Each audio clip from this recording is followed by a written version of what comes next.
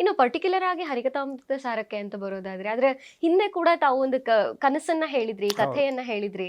ಅಂದ್ರೆ ಹರಿಕಥಾಮೃತ ಸಾರ ಅಂದ್ರೆ ಪಾರಾಯಣ ಮಾಡ್ಲಿಕ್ಕೋ ಅಥವಾ ಅದನ್ನ ಕಲೀಲಿಕ್ಕೋ ಸಾಕಷ್ಟು ವರ್ಷಗಳನ್ನ ತಗೋತಾರ, ಅಧ್ಯಯನ ಮಾಡ್ತಾರ, ಗುರುಮುಖೇನ ಹೇಳಿಸ್ಕೋತಾರ.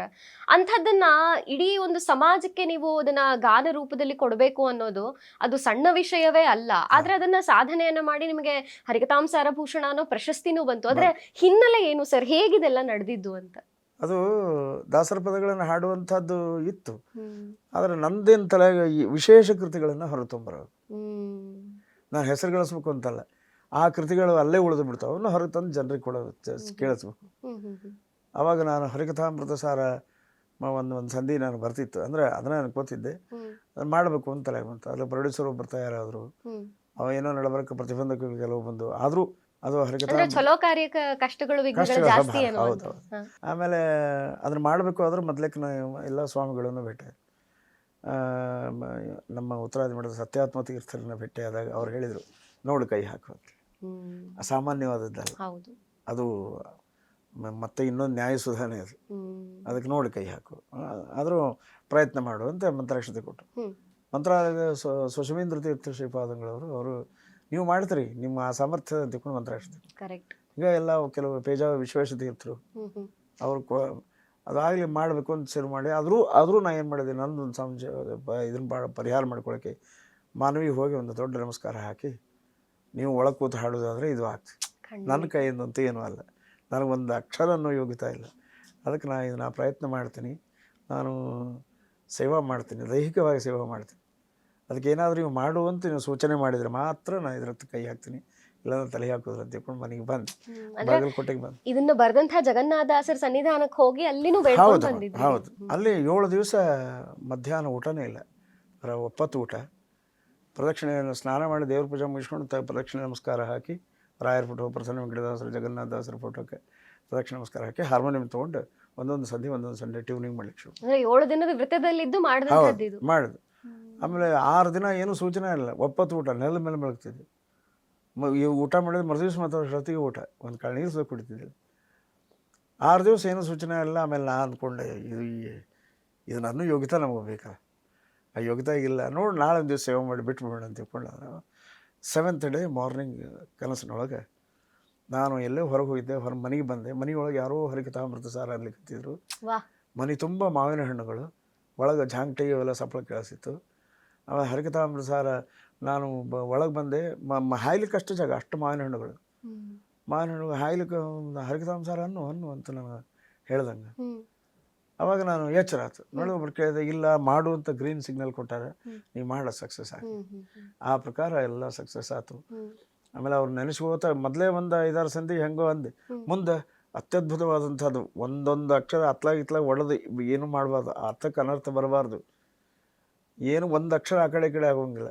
ಭಾಮಿನಿ ಷಟ್ಪದ ಕಂಪ್ಲೀಟ್ಲಿ ಸಂಪೂರ್ಣವಾಗಿ ಅದು ಭಾಮಿನಿ ಷಟ್ಪದಿಗಳಿರೋದ್ರಿಂದ ಭಾಮಿನಿ ಷಟ್ಪದಿಯೊಳಗೆ ಆಗಬೇಕು. ಆ ಭಾವನೆ ತಕ್ಕ ರಾಗಗಳ ಇದು ಜೋಡಣೆ ಆಗಬೇಕು. ಇದನ್ನೆಲ್ಲ ಮಾಡಿಕೊಂಡು ಮಾಡ್ಲಿಕ್ಕೆ ಶುರು ಮಾಡಿದ್ವಿ. ರೆಕಾರ್ಡಿಂಗ್ ಆಯ್ತು. ಒಂದು 8 ದಿವಸ ಕಂಟಿನ್ಯೂಸ್, ಮುಂಜಾನೆ 8ಕ್ಕೆ ಚಾಲು ಆದ್ರೆ ರಾತ್ರಿ 11ಕ್ಕೆ ಮುಗಿತು. ಪ್ರಭಾ ಸ್ಟುಡಿಯೋದ ರೆಕಾರ್ಡಿಂಗ್ ಮಾಡಿದ್ವಿ.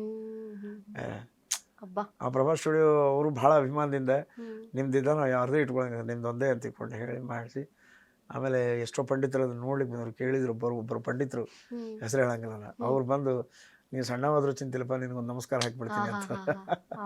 ಯಾಕೆ ಸ್ವಾಮಿ ಇದ್ಯಾಕೆ ನನಗೆ ತಪ್ಪ ಇದು ಮಾಡಿ, ಇಲ್ಲ ನಾವು 50 ವರ್ಷ ಆಯ್ತು ಅದನ್ನೇ ಮಾಡ್ಲಿಕ್ಕತ್ತೀವಿ, ಅದನ್ನ ಅಲ್ಲಿಗೆ ಬರ್ತಾ ಇಲ್ಲ, ನೀನು ಒಡೆದು ಆರಾಮ ಹಾಡ್ತಾ ಇದ್ದಿಲ್ಲ, ಇದೇನು ಅಂತ ನಾ ಹೇಳಿದೆ. ನಾ ಹಾಡೋದಲ್ಲ, ಒಳಗೆ ಅವ್ರು ಕೂತು ಹಾಡ್ತಾ ಇದ್ದಾರೆ, ಅದು ಚಲೋ ಆಗಿದೆ. ಹೀಗಾಗಿ ಅದೊಂದು ಬಂತು. ಎಲ್ಲ ಕಡೆ ಎಲ್ಲ ಎಕ್ಸೆಪ್ಟ್ ಮಾಡಿದರು, ಎಷ್ಟೋ ಗಾಯಕರು ಪ್ರಯತ್ನ ಮಾಡಿದರು, ಆಗಲಿಲ್ಲ. ಅದು ನಮ್ಮ ಭಾಗ್ಯ, ನಮ್ಮ ಹಿರಿಯರು ಮಾಡಿದ ಪುಣ್ಯ, ರಾಯರ ಅನುಗ್ರಹದಿಂದ ಅದು ಸಂಪೂರ್ಣವಾಗಿ ಆಗಿ ಜನ ಎಲ್ಲ ಅಂತ ಇದ್ದಾರೆ. ಅವರೆಲ್ಲ ಎಲ್ಲೋ ಒಂದು ಕಡೆ ನಾ ಕಾರ್ಯಕ್ರಮಕ್ಕೆ ಹೋದಾಗ ಒಂದು 45 ಜನ ಹೆಣ್ಮಕ್ಳನ್ನ ಕರ್ಕೊಂಡು ಹೋಗಿ ನಾನು ಹೆಂಗೆ ಹರಿಕಥಾಮೃತ ಹೇಳೀನಿ ಹಾಗೆ ಅದೇ ರೀತಿ ಅಂತ ತೋರಿಸಿದ್ರು. ನನಗೆ ಅದು ಭಾಳ ಖುಷಿ ಅನ್ನಿಸ್ತು. ಇದು ಜಗತ್ತಿನಾದ್ಯಂತ ಜಾತಿ ಮತ ಇಲ್ಲೇ ಇಲ್ಲ, ಎಲ್ಲರೂ ಅನ್ಬೋದು. ದೊಡ್ಡ ಕಾರುಣ್ಯ ಅದು ಹರಿಕಥಾಮೃತ ಸಾರದು. ಅಂದ್ರೆ ಭಗವಂತನ ಅಸ್ತಿತ್ವ, ಜೀವಾತ್ಮರ ಅಸ್ತಿತ್ವ, ಅದು ಏನು ಸ್ಪಷ್ಟವಾಗಿ ನಿರೂಪಣೆ ಮಾಡ್ಯಾರ.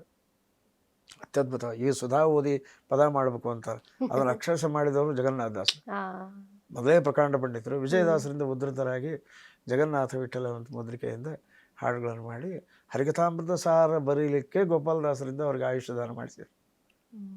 ಇಂಥ ದೊಡ್ಡ ಮೇರುಕೃತಿ ಅದು ನನ್ನ ಬಾಯಿ ಒಳಗೆ ಬಂದದ್ದು. ಅದು ನಮ್ಮ ಹೋಗ್ಭಾಗ್ಯ, ನಮ್ಮ ಹಿರಿಯರು ಮಾಡಿದ ಪುಣ್ಯ, ನಮ್ದೇನೂ ಗೊತ್ತಿಲ್ಲ.